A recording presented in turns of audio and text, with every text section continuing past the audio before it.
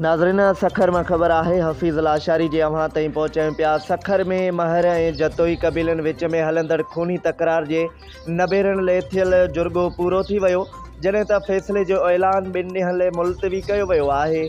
सखर जे circuit house में 4 ॾींहनि खां जारी हिन जुर्गे दौरान सरपंच सरदार अली गौहर खान महर, डॉक्टर इब्राहिम जतोई, आबिद हुसैन जतोई, गौस बख्श खान महर, शहरयार खान महर ऐं अमीर बख्शान भुट्टो समेत ॿियनि मौजूदन ॿिन्ही धुरनि जे मुतासिर माण्हुनि जा बयान ॿुधा।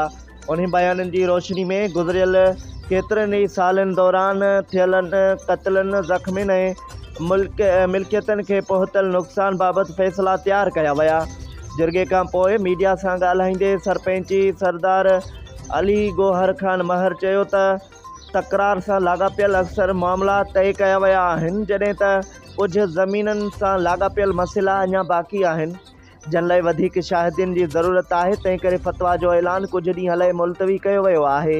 महर जतोई तकरार में क़त्ल जो हर्जानो 25 लख रुपया मुक़ररु कयो वियो आहे, जॾहिं त ॿिन्ही धुरनि पारां हिक ॿिए ते लॻभॻि 55 माण्हुनि जे क़त्ल जा इल्ज़ाम साबित थी चुका आहिनि। क़ानूनी सबबनि जे करे हतमी फ़ैसिले जो ऐलान आर्ज़ी तौरु रोकियो वियो आहे।